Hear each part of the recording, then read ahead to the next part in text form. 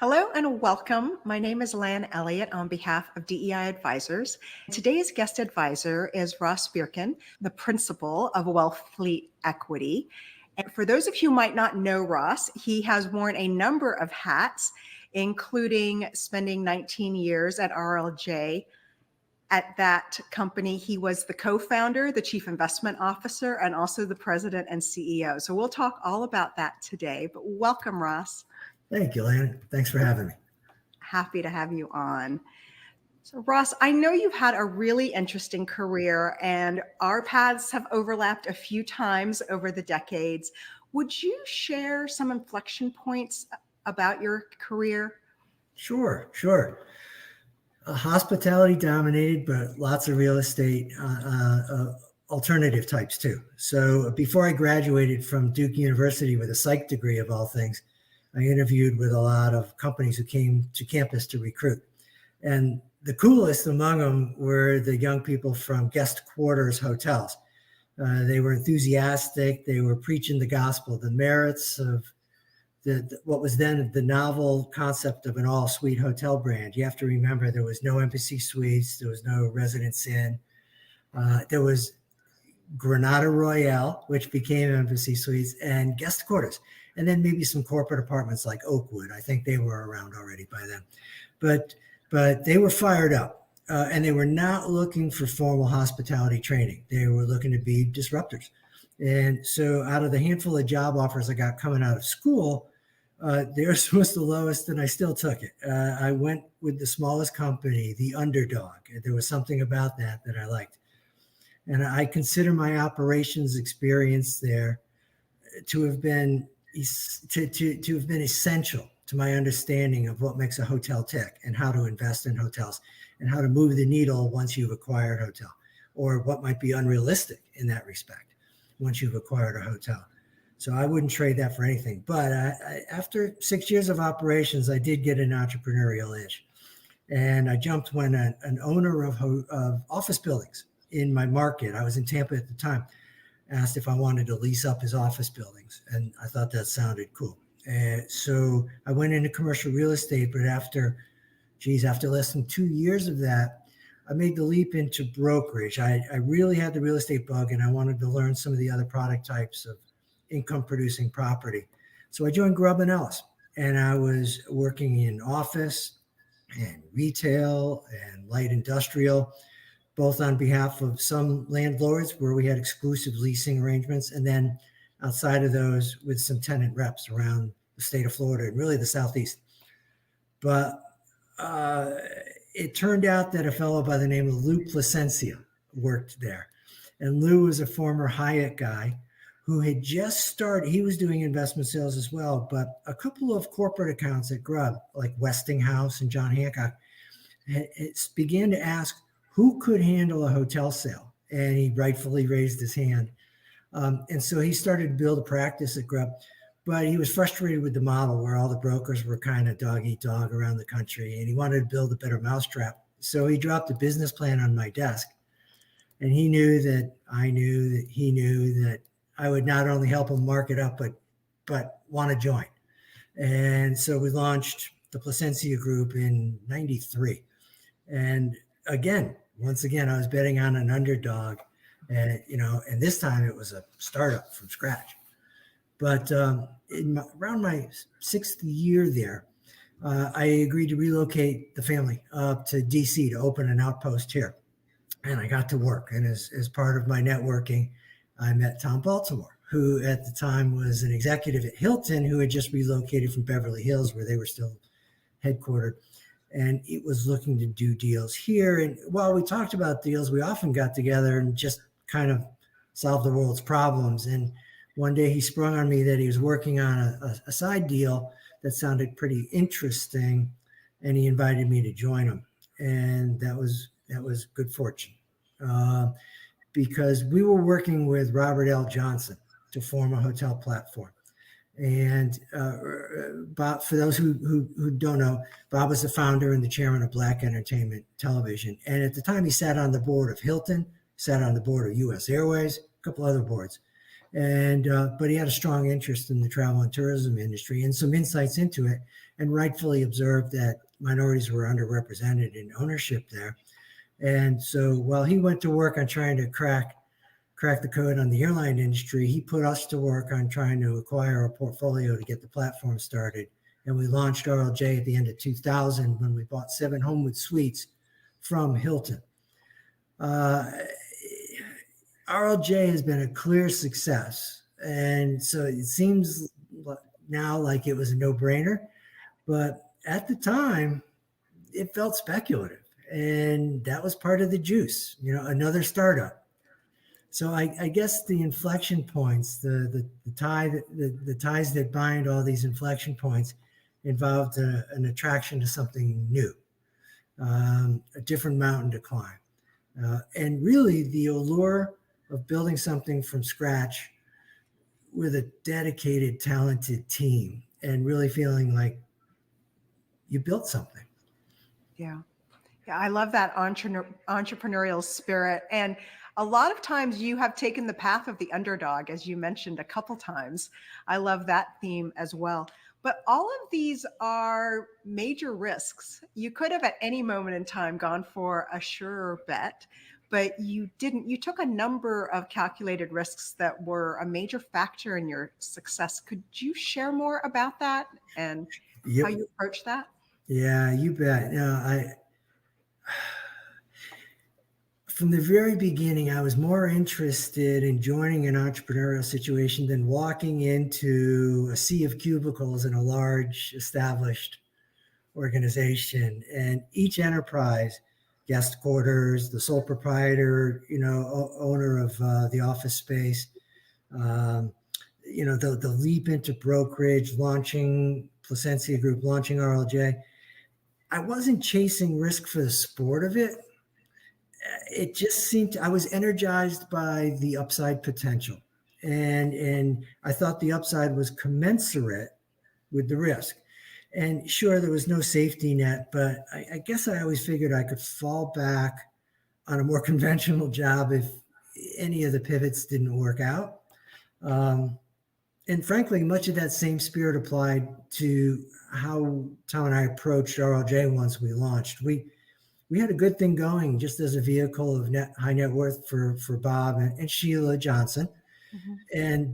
And we could have just, gone status quo, but there was a chance to take the growth parabolic by launching into the private equity world where we raised 3 funds. And then again, when we sold one and then we rolled 2 of them up into a public entity in 2011, started trading on the New York Stock Exchange. And at each stage, we bet on ourselves and we calculated that the upside was worth the risk. Those are tremendous risks, though. And it's great that you always felt that you could always fall back on a conventional career. But I think I see a thread that runs through about building things and being energized by creating things from the start rather than keeping an ongoing business afloat in a different way. Yeah. One of the things that RLJ has always been known for is being the most diverse hospitality REIT. And it has had at least 50% women and underrepresented groups in its makeup. And that doesn't just happen. It takes intentionality to achieve that. And I know when we talk with real estate people, they say, well, there just aren't people. But somehow you've managed to achieve that when you were at RLJ. How did you manage to do that? Yeah, you're right, Lan. It was, we were always, whether we were 7 employees or 127 employees, we were always over 50% women and over 50% minorities of some class.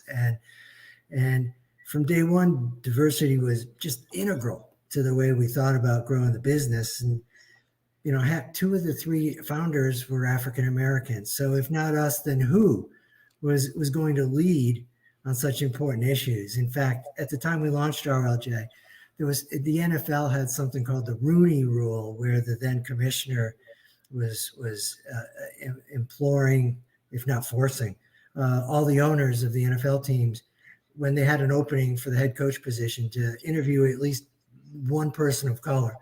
And Bob Johnson was all over CNBC doing the same thing, calling it the Johnson rule, knowing that he was borrowing from Commissioner Rooney, but making the point that the same thing should happen in the corporate world, that anytime a senior level position opens up, that an organization should and would benefit from the same policy. But more than that, every day as we went about our business, our radar was up for talented women, people of color, both for our corporate office and for our hotel properties, at the operation level, and for property level leadership. Whenever we were in the field conducting due diligence, and we were very thorough, we were very forensic in our due diligence, and it involved a lot of site tours, a lot of visits to chambers of commerce, economic development organizations, convention center bureaus. Whenever we encountered a woman or person of color who impressed us, we made note of it, and we kept track of them, and we stayed in touch with them. And at the corporate level, we took a keen interest in every diverse executive with whom we crossed paths, whether they were in hospitality or banking or legal.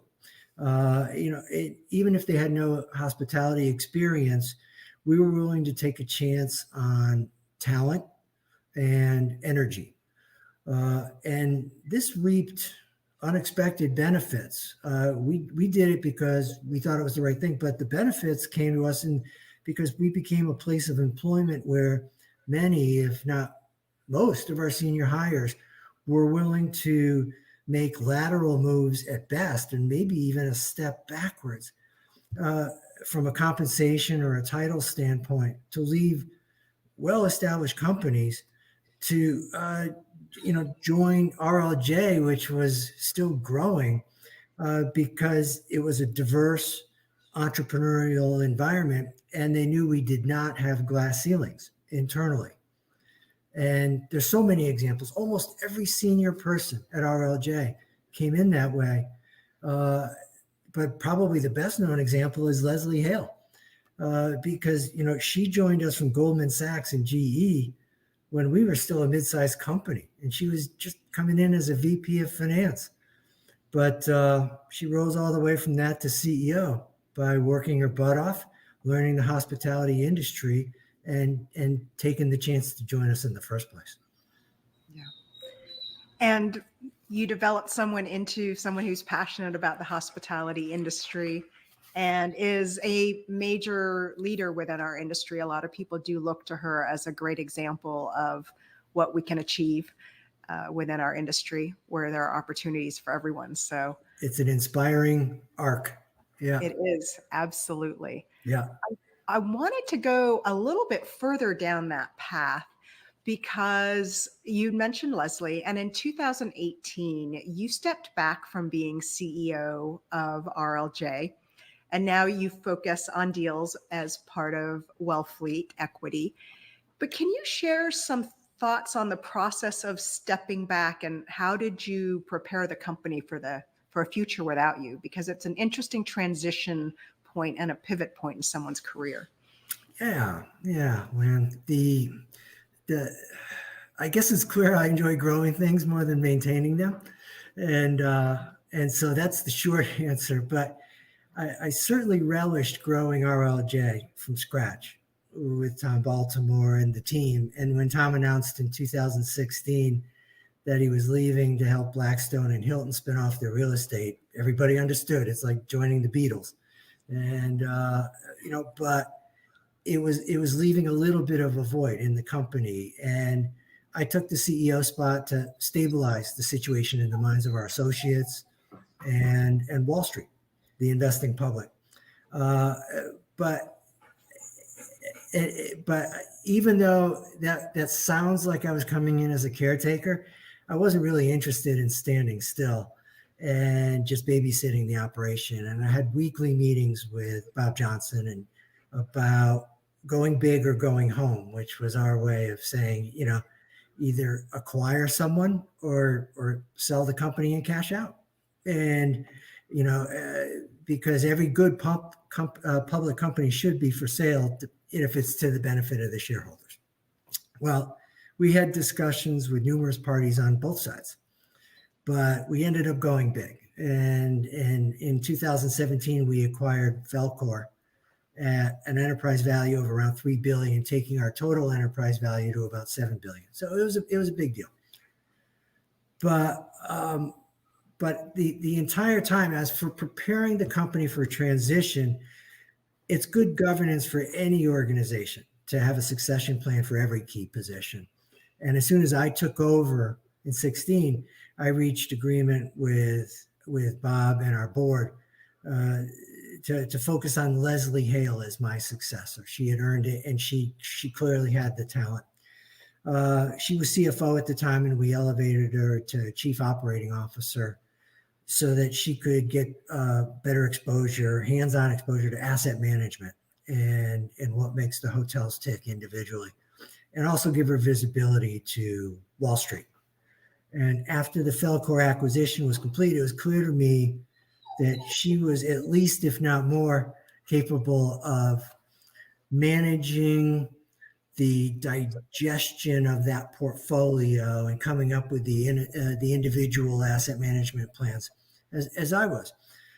So I focused on the disposition of the 6 or 7 major assets that were not compliant with the strategy at all when we bought Velcor, like the Fairmont Copley in Boston or the Renaissance Vinoy in St. Pete. And we were able to sell those. We got attractive pricing on those with very accretive, that was very accretive to our stock price.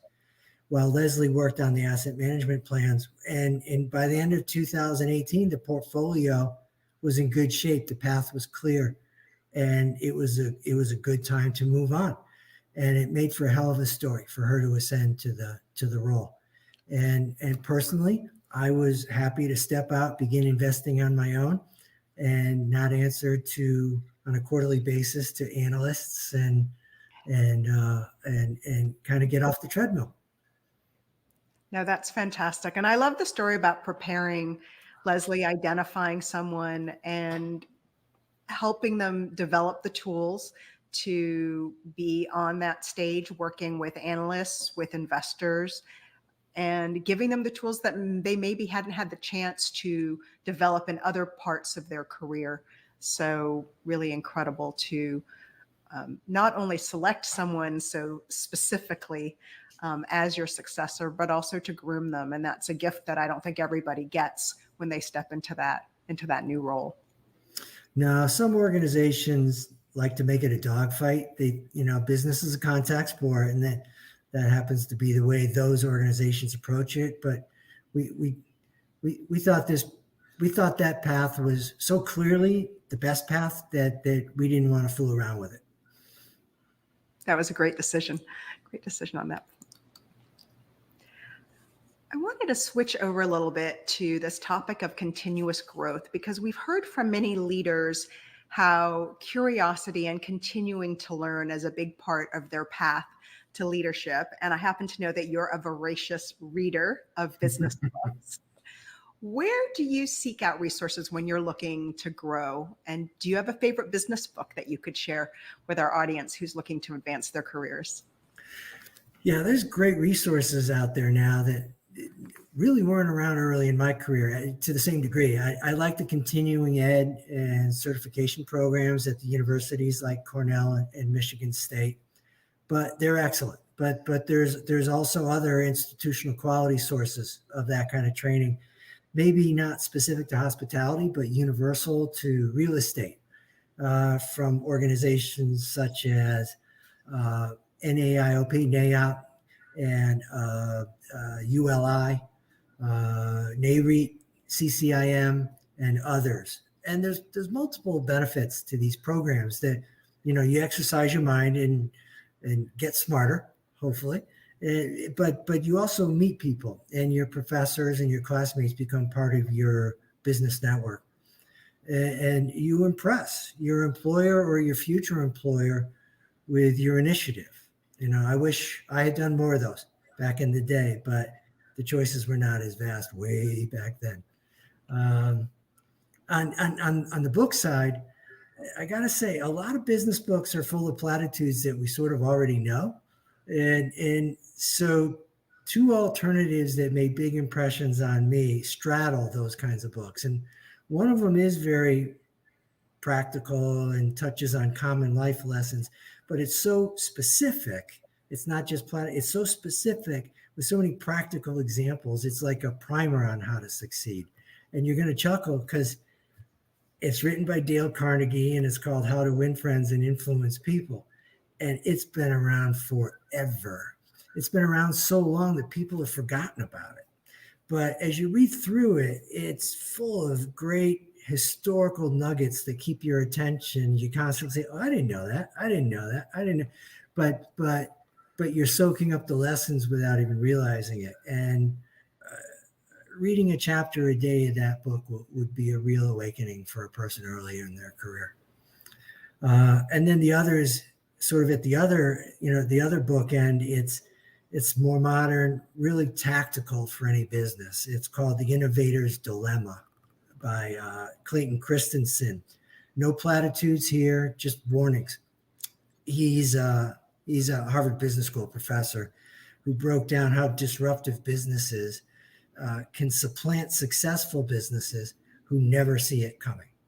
And a lot of the examples are technological, like everybody knows mainframes to desktops to laptops, but the hotel business has been slow to evolve.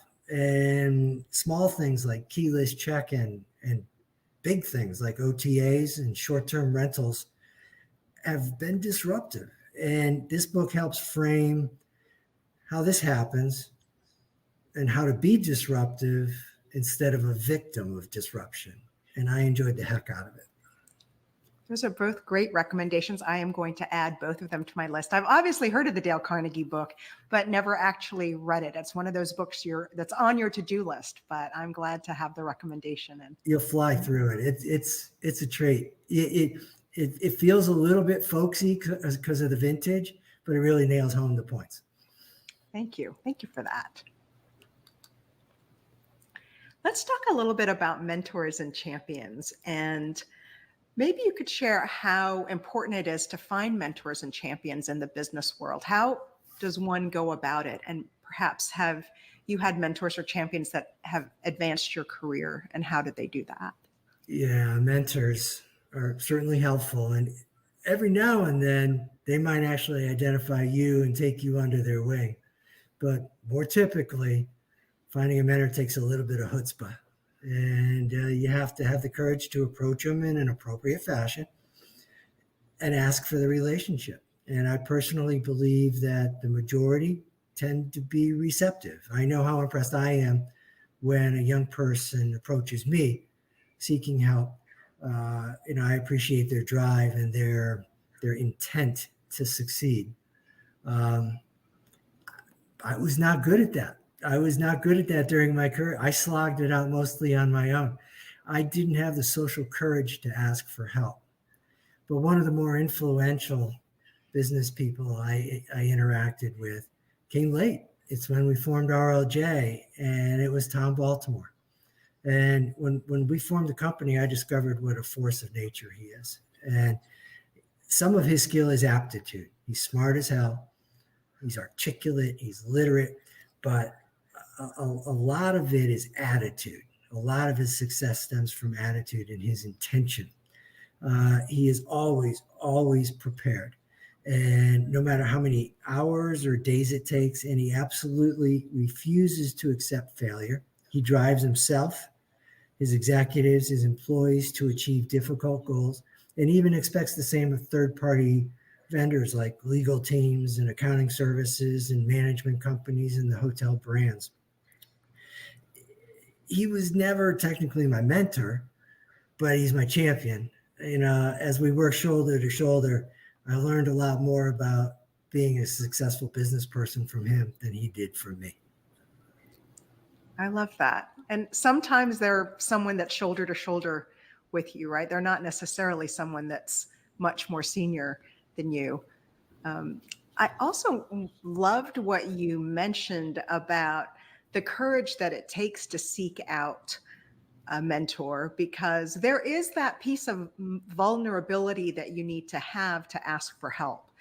But the gifts and the rewards that you can get from doing that are so tremendous. I do think there are people who have trouble asking for help, and that's really what I wanted to talk about next was Yeah. advocating for yourself, because there is a generalization that women and some underrepresented groups have more difficulty asking for things that they are looking for, and that could impede them from being elevated to the C-suite or getting promotions or other things that they might seek out. What would you tell our viewers who are struggling to find their voice? What's the right way to ask for something they really want?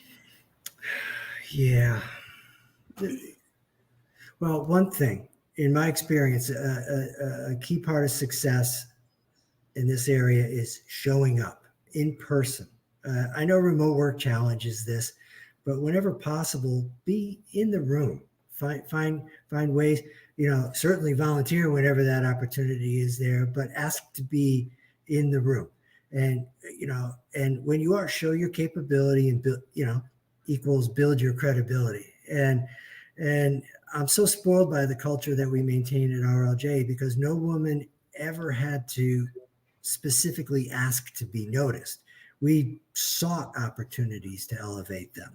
And I signed up RLJ to be one of the original sponsors of the Castell Project, which is now part of AHLA Foundation. And we sent Kate Hendrickson to attend the inaugural class, and I believe the organization has sent someone just about every year. Beyond that, if we had rock star performers that wanted to further themselves, but we're feeling like the succession within the organization, not that it was a glass ceiling, but that there was a capable person in front of them. And we'd encourage them to go to business school. And we sent a number of young women to Harvard Business School and subsidized their program and promised to keep a job for them when they graduated, if that's what they wanted when they graduated. And in one case, she returned for a while. In another case, they went on to bigger and better things. But we felt great gratification out of being a launch pad for them. Yeah, but showing up and making yourself present and trying to be as involved as you can in the rainmaking, in the business development side of the business where revenues are generated, and not necessarily settle for back office administrative HR, things like that. Yeah, there's a big part to raising your hand for those sorts of things. I think a lot of people sit back and they think, well, they'll come and notice me and ask me. But I think so much of it is raising your hand and saying, hey, that looks really interesting. Is that something that I could do? Agreed 100%. Yeah. Yeah. Well, Ross, one of our favorite questions at DEI Advisors is around what advice would you give to your younger self? And I think a lot of self-empowerment requires self-reflection. And I think this is one of those questions that I think requires a bit of self-reflection. And what I love about it is it changes. I know my answer has changed over the years. So I'm really curious at this point in your career, what advice would you give to your younger self? Well, my younger self probably wouldn't listen, but I guess I'd say, look, it's going to be okay. You're on the right track. Follow your intuition about this concept of taking risk and building a company. It's a viable strategy. You're not taking a wrong turn in your career. Don't waste energy on second guessing or peeking over the corporate fence at big companies and with shiny amenities like company cafeterias and meditation rooms and softball leagues. Participating in hungry startups is really a dynamic way to go and a completely legitimate choice. It has served you very well for sure. It worked out. It did. It did. And one final piece of advice, if you wouldn't mind, Ross, for our viewers, and keeping in mind that the mission of DEI Advisors is around empowering personal success, what final nugget would you offer to our viewers who are looking to advance their careers? Yeah. It kind of circles back to the two questions prior, but other than showing up, I'd say be very specific. Determine what it is that you want. Identify the goal. People generally want to be supportive, but you can't simply ask for generic help. It's important to articulate your ask, whether it's a near-term objective like a project in which you'd like to be included, or a longer-term career objective. And if you could frame it in your own mind clearly enough that you can give yourself the elevator pitch and it resonates with you, then you're ready for the ask. And then secondarily, kind of as your career advances, remember where you came from. Keep an open door policy. Before you know it, the tables will turn and you'll be a mentor yourself. And it could be a formal relationship, or it could be informal. I mean, while I was CEO, when I wasn't traveling, I'd go to the company break room at lunchtime and I'd sit down at a table of associates and just let them start firing questions or talk about what's on their mind.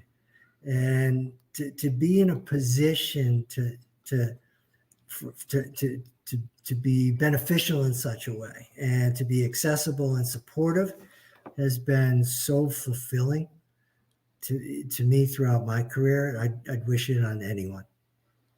Thank you. That is wonderful advice. I love both the specificity, being specific as to what help you're looking for, and the idea of giving back, which of course is part of what you're doing today. And so, Ross, thank you so much for being on, for sharing your wisdom with our viewers, and for continuing to mentor and elevate women and underrepresented groups and others in our industry. Thank you for all you do. Such a pleasure, Lan. Thank you. And for our viewers, if you've enjoyed this interview with Ross, I hope you'll go to our website, deiadvisors.org, and look for additional interviews with hospitality industry leaders.